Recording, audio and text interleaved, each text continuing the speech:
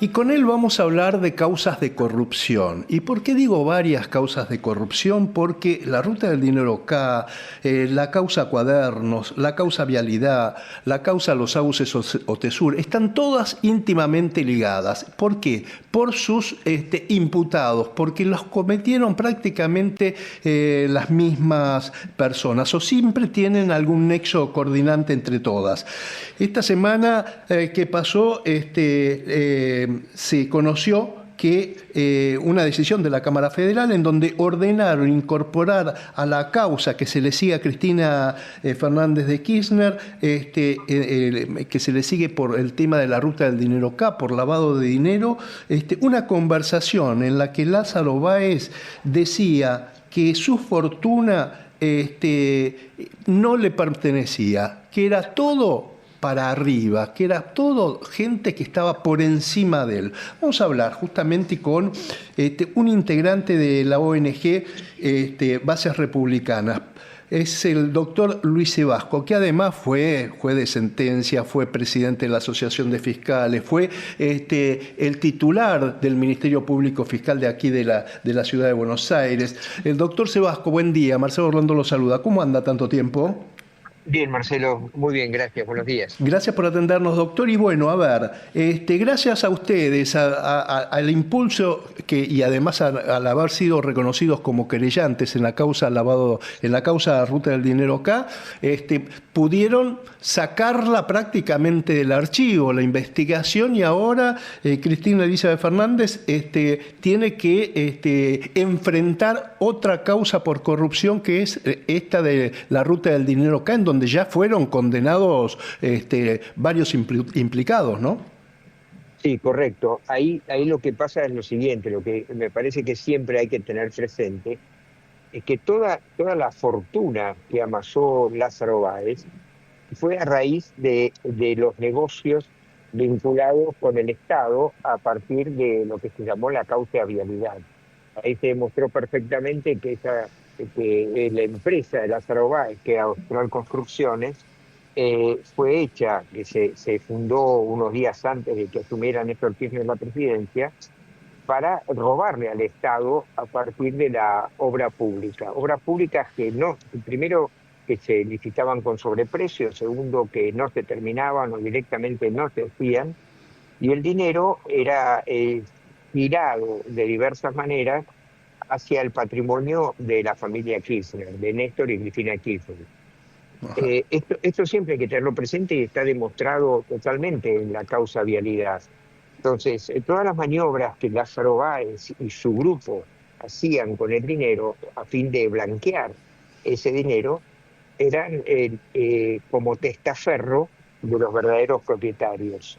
Esto hay que tenerlo presente siempre porque si no, no queda claro. Cuando se veían las que contaban millones de dólares en la Rosadita, en aquel programa de la Nata, esos millones de dólares que se estaban contando no eran de Lázaro Báez y su grupo, sino que pertenecían a los Kirchner. Y Ajá. en realidad es muy interesante el tema, porque ellos, si bien la plata que cobraban por la causa vialidad, por las obras que no se le hacían o que estaban sobrevaluadas, que cobraban en blanco, como las obras no se hacían, era necesario blanquearlas, entonces había facturas truchas a partir de una oficina en Bahía Blanca, además, eh, como era tal el monto, también se terminaba blanqueando a través de empresas fantasmas que se constituían en Panamá, que operaban en bancos suizos y que finalmente hacían confluir el dinero en Austral Construcciones. Y son toda una serie de maniobras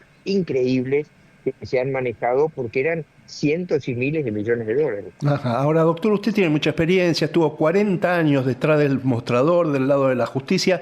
Digo, en algún momento los argentinos vamos a recuperar la plata que nos robaron. Se cumple el miércoles que viene el plazo para que todos los implicados de la causa Vialidad aporten los 540 millones de dólares que supuestamente nos robaron a los argentinos. Digo, ¿van a empezar a rematar los bienes? ¿Se logra recobrar la plata que nos roban?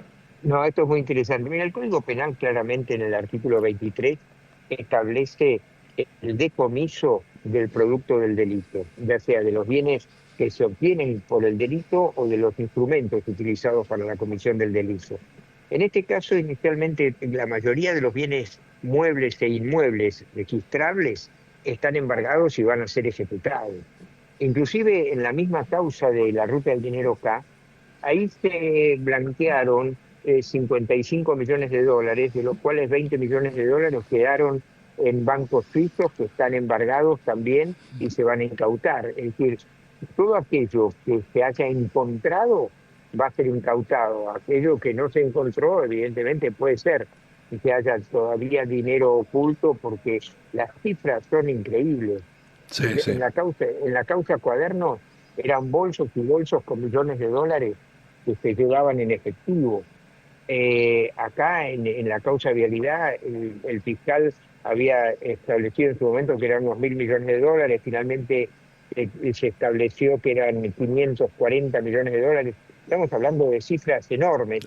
Entonces, hubo muchas propiedades, media Patagonia estaba a nombre de Lázaro Báez, departamentos en el exterior, en Miami, en Nueva York, departamentos acá en la ciudad de Buenos Aires, en Puerto Madero, en Barrio Norte, las hoteles de Hotel Sur y Los Sauces, todo ese tipo de maniobras, todo ese tipo de bienes registrables, yo creo que sí finalmente van a terminar rematados y el dinero recuperado por el Estado. Ujú. Bueno, en los últimos días la UIF de Polestar remató y logró un bien de uno de los secretarios privados de Cristina, que además tenía 70 millones de dólares en el exterior, en Estados Unidos y qué sé yo, ¿no? Es Sí, como... sí. Doctor, y Es de así. paso... Sí. Yo no digo, es así, que el secretario privado tuviera una fortuna de 60 millones de dólares, inclusive con inversiones en Islas del Caribe, etcétera, es una cosa que demuestra cómo era todo el manejo y que obviamente el secretario privado, ese dinero que manejaba no era de él. Claro. Claro. Doctor, y lo cambio de tema, porque el gobierno finalmente, el doctor Mariano Cunha Olivarón, el ministro de Justicia, finalmente aceptó prorrogar por 3 meses la puesta en marcha del sistema acusatorio. La pregunta que le hago al que fue responsable del Ministerio Público aquí en la ciudad de Buenos Aires, ¿no? Porque... ¿qué dicen los fiscales? ¿Qué dice el procurador de la Nación, el doctor Casal? Dicen, hay muchas vacantes, hay muchas fiscalías que no tienen su titular, no tienen los empleados necesarios, hace falta infraestructura, edilicia, no hay presupuesto. La pregunta es, ¿todo esto es real o son excusas de los integrantes del Ministerio Público? Yo creo que hay una muy fuerte resistencia por parte de los operadores judiciales tradicionales en pasar a un sistema desformalizado y acusatorio puro como es el Código Procesal Penal Federal. En realidad no hace falta ni demasiada infraestructura ni hacen falta demasiados empleados. Le explico por qué. La diferencia sustancial de sistema tiene que ver con que el sistema actual funciona sobre la base del expediente. Hay que confeccionar expedientes que son muy formales, en el sentido que tienen demasiadas reglas para que sean válidas las actuaciones, y esos expedientes los tiene que producir una estructura con mucha gente, si la cantidad de casos lo justifica. En cambio, el sistema acusatorio previsto es un sistema que funciona sin expediente, donde los fiscales básicamente reciben información que hacen valer en audiencias ante los jueces. Entonces, este mito de la cantidad de empleados en realidad es absolutamente innecesaria. Cuando uno ve cómo funciona en Estados Unidos y le pregunta a un fiscal cuántos empleados tiene a su cargo, mira como diciendo, usted está loco, no tiene ninguno. Lo que pasa es que ellos trabajan con fuerzas de seguridad, con la policía o con el FBI, etcétera, y la información que ellos reciben, validada, es la que se hace valer en las audiencias. O sea que el expediente pierde totalmente sentido. No es necesario que el Ministerio Público tenga, es decir, con la cantidad de empleados que tienen están sobrados. Y lo mismo pasa con el tema de los fiscales, porque existen los fiscales auxiliares y además hay un dato que es muy importante. La justicia federal de la capital federal, de la ciudad de Buenos Aires, prácticamente no tiene casos de flagrancia. Es decir, son casi todas denuncias que tienen que ver con la corrupción o algunos casos de drogas, etcétera, pero prácticamente no tienen casos de flagrancia, con lo cual la cantidad de audiencias no es significativa. Yo creo que básicamente es el temor pasar de un sistema a otro y la resistencia al cambio. Yo creo que perfectamente se podría haber iniciado ahora el 11 de agosto y que no va a cambiar nada en 3 meses y se va a tener que iniciar igual. Doctor Luis Evasco, expresidente de la Asociación Argentina de Fiscales, gracias como siempre, le agradezco mucho su participación aquí en Testimonios Judiciales. Que tenga un lindo domingo. Nada más, un placer. Buenos días. Gracias.